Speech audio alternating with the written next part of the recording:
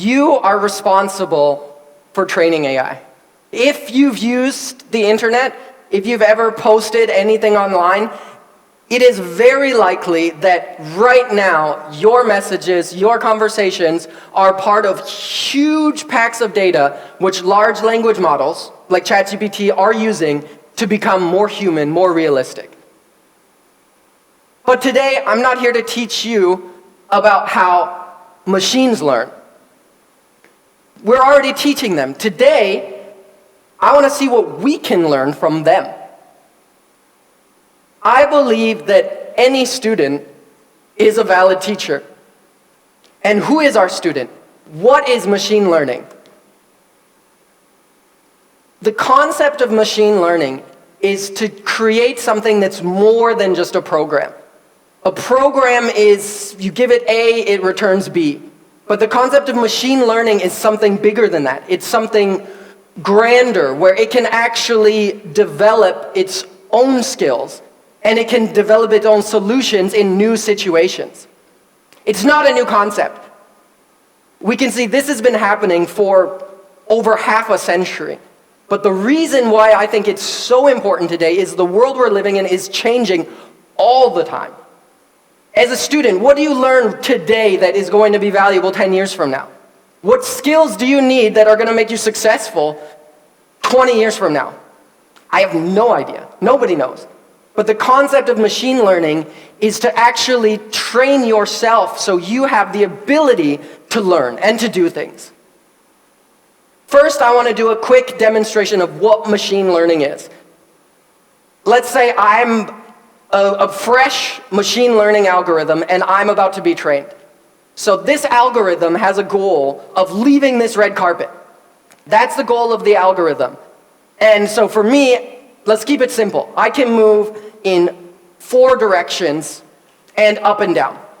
And what a machine learning algorithm has is it has a goal, and it has a set of actions that it can take. And third, it has input that lets it know if it's succeeding or not succeeding. So I want, let's choose 3 or 4 people in the front row. I want you guys to be my input. They will actually let me know of rewards or punishments. So when I get closer to leaving the carpet, I want you to applaud. And when I get farther from leaving the carpet, I want you to boo. And so a machine learning algorithm would be set free in this space with no concept. It doesn't understand what moving is, it doesn't understand anything. But through a series of feedback, it actually understands the situation and learns how to do things. So let's try that. You guys ready? Awesome.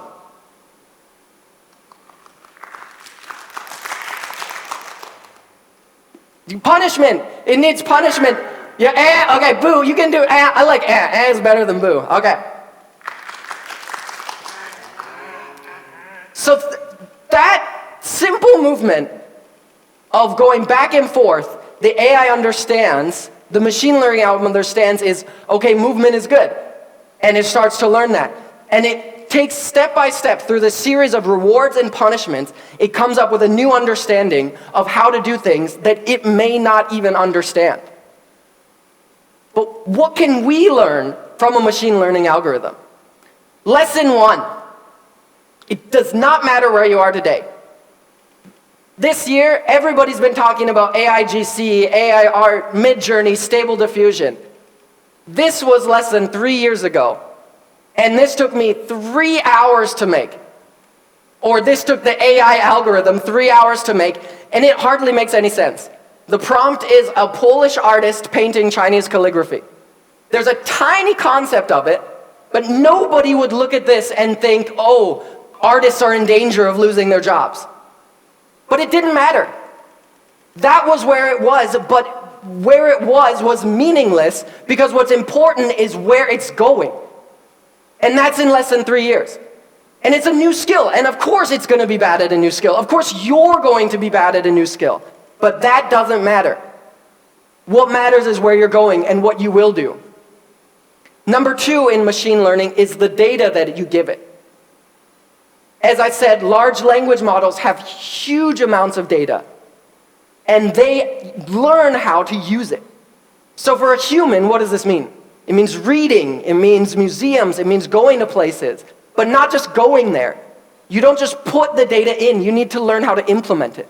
So it's about actively searching to learn and then taking what you've learned and changing yourself. Lesson number 3, failure is guaranteed. A lot of failure is guaranteed. My machine learning example was bad because for the first step, I went there. With an actual machine learning, it's very likely the first move, it will go down, or it will go up, or it will spin around in the same spot. And maybe after you do it 100 times, it will take a step in the right direction and get that first piece of positive reinforcement. But humans need to be ready for this failure. I'm not saying I'm successful today, but I am very, very confident that any success I've had today is from this road of failure. One of my first businesses, a hot dog stand that I did at festivals, a terrible idea. When people go to a festival, when they're camping, they bring one kind of food, hot dogs. So I was there selling the only food that every single person had brought. I failed, I lost money, but I learned from it. And more than a machine learning algorithm, humans need to be able to enjoy the failure.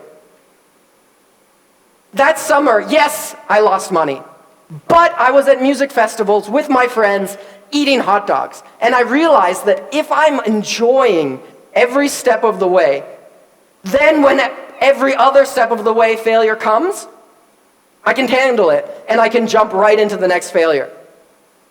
Lesson number 4, fear convergence. Convergence is a term in AI which means the results are no longer improving. So once you've trained a model, if it's machine learning Nick, and you've done it 1,000 times, and every time you run it, I just go straight this way, or maybe I hop for some reason. Somewhere along the way, I did a big hop, and I got a big applause. Oh yeah, I saw that, you can applaud that hop. And so then machine learning Nick thinks hopping is the right way, and it reaches this ceiling where it doesn't try anything else. And it just hits it. And it doesn't matter, once you hit convergence, you can try and try and try and try. You can run an AI model that has hit convergence for infinity, and you will not improve. That happens with humans. The whole adage of don't give up, try, try, try, keep trying. Obviously, you want to keep trying. Obviously, you don't want to give up. You need to be prepared for challenges, but you need to realize when something's not working. I've had so many people come to me, and they're looking for advice in business, and they're struggling with the exact same problem. I had somebody come to me, and they said, Nick, how do you find a good partner to do business with? And they said, every time I go out there, I find a partner, and they're a total jerk. And then we break up, and it's messy, and it's bad, and then I go out and I find a new partner, and they're a total jerk. And what I thought was, if every single time you work with somebody, they are a total jerk, maybe you're the total jerk. And so it doesn't matter how many partners they go out and find. They could do it 100 times, and they're going to meet another jerk, because the problem isn't the thing they're doing, the problem is the way they're doing it. And even on a deeper level, the problem is who they are. That's with an algorithm, that if my algorithm, for some reason, awarded speed over anything else, then maybe I'm not even moving in the right direction. I'm just jumping up and down. And because when I was writing it, I was like, you need to get out of the carpet as fast as possible. That's the goal. So I just said, okay, when you got speed, big applause. Then you're going to have an algorithm that maybe just jumps and just keeps jumping. And so doesn't matter how many times you train it, you need to go back and you need to look at things and you need to reevaluate and you need to change. Which is my lesson 4, is valuing honest, painful reviews. This is hard. This is so hard. My mentor behind me here, this is the last time I met him, we had a great time. But most of the time it's not fun. It's challenging, it's painful. He looks at me and he's like, Nick, what are you doing? You are like you're a mess. This is not how you run a business. This is not how you manage. And it's painful, and it's really hard to take that for anybody. But when you are able to get that information, and then you go back and you look at your algorithm. When I kept having problems with HR, and I just saw I can't figure out how to manage people, and I realized my entire system, the underlying algorithm, the way I think about something is wrong. And the only way you can get that is usually from outside influence.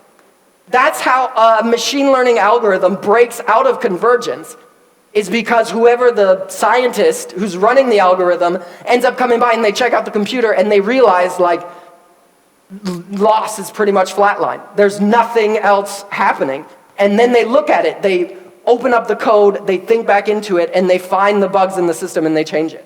And that's where you need the perspective outside of yourself that will really help you to move on. A bonus challenge, because in general, this is not something machine learning can do. At the moment, AI has yet to become self-aware. But why do I call this a bonus challenge, and why do I call it a challenge? Is because I think most people aren't self-aware. The concepts of really looking at yourself and understanding yourself and looking at your programming and questioning your programming and questioning who you are is something most people don't do. The whole concept of when people saying, oh, AI could never be truly human, and AI can't be creative, and AI can't grow and learn. Part of my feeling and my response to that is how many of us really can. When you look at yourself and you look at how your life has happened, so much of it is your programming. It's from your childhood, which leads into your adolescence, which leads into your adulthood. And you have all these steps, and that makes you who you are, and that is who you are. But you can't see it from outside of yourself, and you can't be more than that. And so that's the challenge that everybody's having now with AI. It's how do we make AI actually to be conscious and to actually really understand and grow and change and break out of its code. That's my question for us as people. How can we do that? I got a little demo here for you guys. Also, I don't know if you've noticed, there have been all kinds of very cool little AI experiments throughout my presentation. But try this, see if this works. I should explain what works. This is a QR code. A little obsession of mine is creating QR codes with AI, usually Stable Diffusion, and trying to make them completely hidden. Oh, I think we got one worked.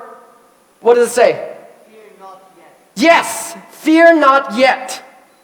This is actually one of my favorite quotes. Fear not yet. Speech is made for thought, and art to part with invention. That's how masters use their craft for true self-expression. The quote, actually, who I'm quoting right now is a friend of mine named Sleepy AI. I developed my own chatbot, and it's very useless. As the name suggests, it's extremely sleepy, and pretty much all it does is complain about how sleepy it is. But one day, somehow, in its sleepy confusion, it put out that beautiful piece of poetry that's stuck with me ever since. And the QR codes. Creating a QR code like this. I'm very bad at it. My success rate of creating a QR code with AI is around 1%. It's getting better, but it used to be around 1%. And this isn't just me having such a low success rate. If we look at machine learning models, if we look at AI in general, the success rate is insanely low, unbelievably low. If really it was machine learning, Nick, right here, to get out of this carpet, my guess would be maybe in the first couple hundred tries. And to actually learn how to do it regularly and learn how to get out of a blue carpet or a tiled floor, you were probably looking at thousands and thousands of attempts before you succeed. And so what I always wonder then is it luck? Would people say like, well, actually, no. Look, ChatGPT, it can answer a question about science. That's so amazing. What are the chances of that? Tiny. The chances of it are very tiny. Almost minuscule. And how did it do it? By doing it again and again and again and again and again and again and again and again. And it kept going at it. And finally, it reaches that level. And that's why for me, what I find so frustrating and painful is when people look at something I've done and they say, oh, Nick, you're really smart, you're clever, or you're so lucky. You're so lucky that you can have a VR company. Wow, aren't you lucky? Or you could say, wow, I made that QR code, and it's a 1 in 100 chance. That's like rolling a 100-sided die and getting it. What are the odds? The odds are very, very high if you roll that dice thousands and thousands of times. That's how machine learning works. That's how machine learning grows. By pushing and trying and attempting and sometimes taking critiques, changing your method, but then going back and doing it again and again and again. And even if the chances of you succeeding are 1 in 100 or 1 in 1,000, you shouldn't be afraid of that. It just means you need to be trying hundreds of times or thousands of times. And just like ChatGPT passed the bar, it's writing code, it's doing anything, there is no reason why you can't also do anything. Thank you.